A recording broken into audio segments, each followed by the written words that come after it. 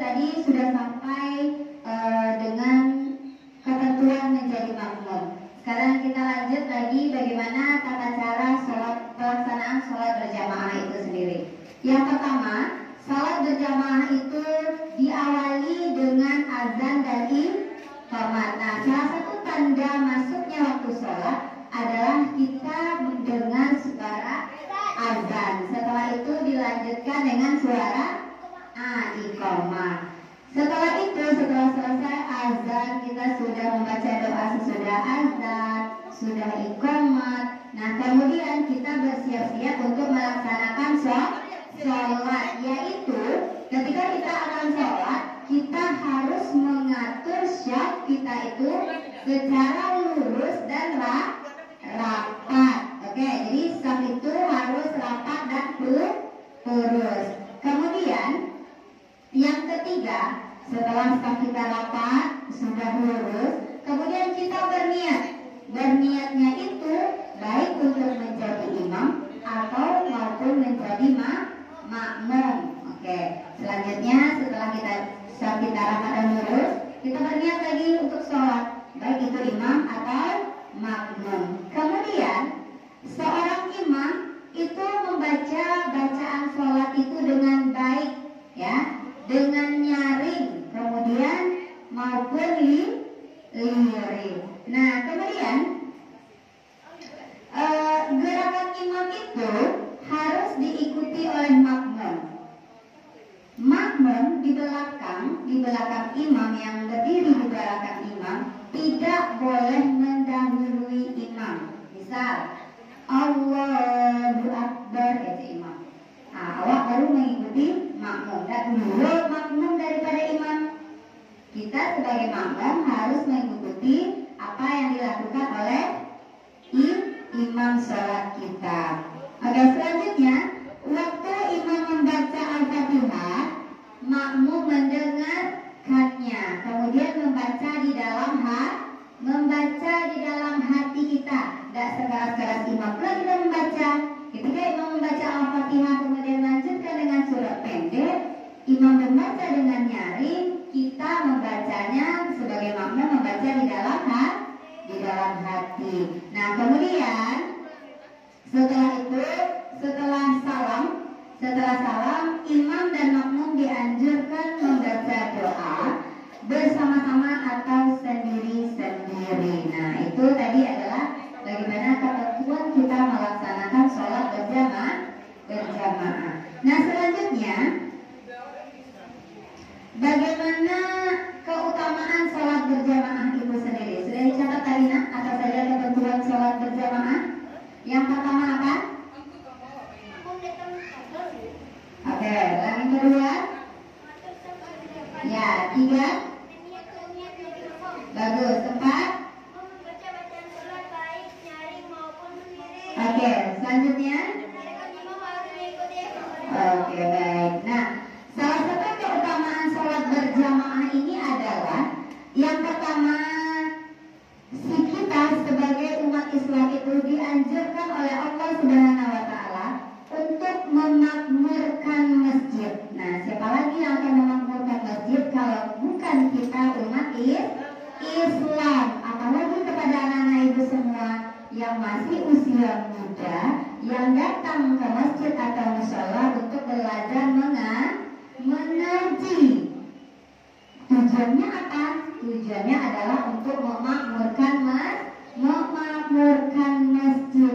Kita sebagai umat Islam berkewajiban sekali untuk memakmurkan masjid kita agar nantinya banyak umat Islam yang lain mau juga ikut datang ke masjid. Makanya pemerintah kita Kota Padang menganjurkan siswa-siswi sekolah mulai dari SD, SMP ataupun SMA untuk melaksanakan kegiatan pesantren Ramadannya di masjid. Itu adalah salah satu cara untuk memakmurkan masjid. Nah, yang kedua, Allah akan melipat gandakan pahala sholat yang berjamaah itu sampai 27 derajat atau 27 kali lipat sholat daripada kita sholat di rumah. Nah, mana yang mau anak ibu? Banyak pahalanya atau yang sedikit pahalanya?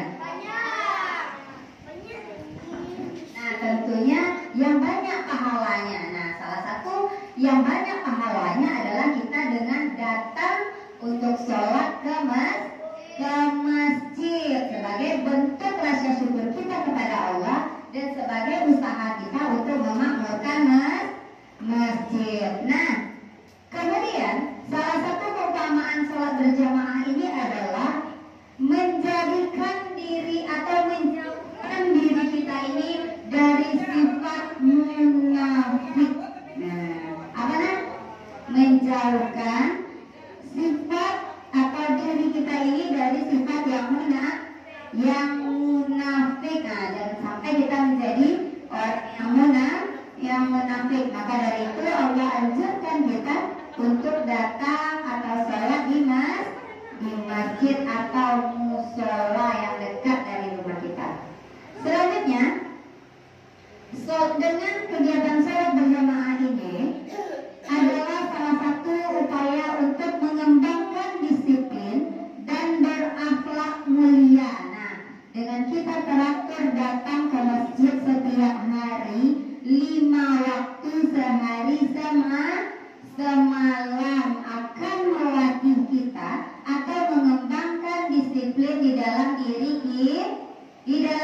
kita. Kemudian salah satu atau anak-anak itu yang datang, yang sering rajin datang sholat ke masjid, tentunya akhlaknya atau perilakunya akan berubah menjadi lebih baik. Karena apa? Setiap bacaan sholat yang kita baca ada maknanya. Kita tahu maknanya, akan melatih diri kita menjadi lebih baik, menjadi lebih disiplin. Kemudian sholat berjamaah ke masjid itu membuat fisik kita menjadi sehat. Kenapa menjadi sehat fisik kita ini? Karena kita datang ke ini dengan berjalan kaki ya, 5 kali sehari, 5 waktu kita datang ke masjid berjalan. Nah, sama lewat dengan terapan membuat fisik kita menjadi kuat. Oke. Baik anak-anak ibu semuanya, pesan dari ibu, jadilah anak yang soleh yang gemar melaksanakan sholat secara berjamaah di masjid atau musola. Jangan lagi bermalas-malasan untuk datang ke masjid. Ya, anak yang soleh itu adalah anak yang rajin ke masjid melaksanakan sholat berjamaah hingga nanti kalau sudah terbiasa dari kecil, ya, segala sesuatu sifat kalau kita biasakan sampai besar juga akan terbiasa. Kita dari kecil terbiasa sholatnya ke masjid, nah, maka sampai besar, remaja, dewasa, nanti kita akan terbiasa untuk datang ke masjid melaksanakan sholat. Nah, sehingganya amalan atau akhlak kita itu memperoleh berkah dari Allah Subhanahu wa ta'ala. Mau anak ibu semuanya berkah dari Allah? Mau? Baik, berarti mulai sekarang sholatnya di mana? Oke, berarti mulai sekarang sholatnya di masjid atau musola yang dekat dari rumahnya. Sepakat kita, nah?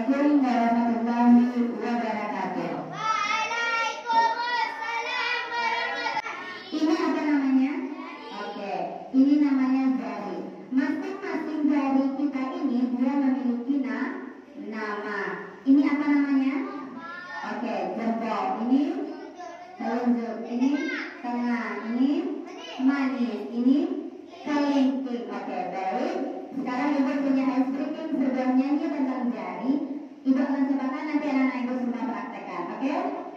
Ini namanya jari jempol. Ini namanya jari jempol. Apa kata jari jempol? Sayang kalau pesantrennya boleh ngobrol. Nah, berarti apa kata jari jempol kita? Kalau kita pesantren tidak boleh ngobrol. Kemudian itu apa namanya? Jari telunjuk. Ini namanya jari telunjuk. Ini namanya jari telunjuk. Apa kata jari telunjuk? Sayang kalau pesantren gak boleh ngantuk. Lanjut. Ini namanya jari tengah. Ini namanya jari tengah. Apa kata jari tengah? Sayang kalau pesantren gak boleh lengah. Kita gak boleh lengah, harus fokus. Ini apa namanya? Jari manis. Ini namanya jari manis. Ini namanya jari manis. Apa kata jari manis? Sayang kalau pesantren gak boleh nangis. Nah, kalau belum hafal, belum cukup hafalan suratnya, gak boleh nangis. Kita latihan lagi, belajar yang lebih baik lah. Lagi, ini lagi apa namanya? Oke, ini namanya jari kelingking. Ini namanya jari kelingking. Apa kata jari kelingking? Sayang kalau pesantren gak boleh keliling. Nah, boleh keliling lari-lari ke sana kemari. Tetap di tempat duduk nih. Kita jadi anak soleh dan jadi anak yang baik. Oke, baik. Sekarang kita coba bersama-sama. Siapa yang bisa berdiri ke depan?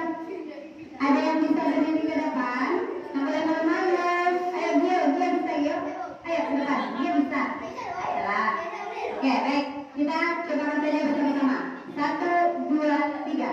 Ini namanya jari jempol. Ini namanya jari jempol. Apa kata jari jempol? Sayang kalau pesantren gak boleh ngobrol. Ini namanya jari telunjuk. Ini namanya jari telunjuk. Apa kata jari telunjuk? Sayang kalau pesantren gak boleh ngantuk. Oke, betul. Ini namanya jari tengah. Ini namanya jari tengah. Apa kata jari tengah? Sayang kalau pesantren gak boleh lengah. Ini namanya jari manis. Ini namanya jari manis. Apa kata jari manis? Sayang kalau pesantren gak boleh nangis. Ini namanya jari kelingking. Ini namanya jari kelingking. Apa kata jari kelingking? Sayang kalau pesantren gak boleh keliling. Oke, alhamdulillah. Nanti anak-anak itu silahkan amalkan kalimat pesan dari kita ini.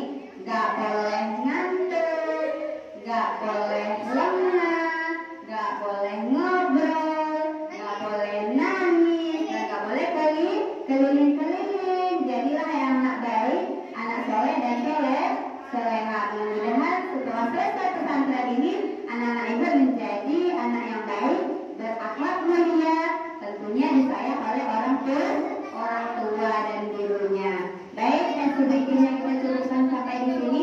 Silakan anak-anak ibu lanjutkan hafalan suratnya dan setorkan kepada gurunya masing-masing. Silakan duduk berkelompok kembali, setorkanlah hafalan suratnya ke gurunya masing-masing. Terima kasih. Assalamualaikum warahmatullahi wabarakatuh.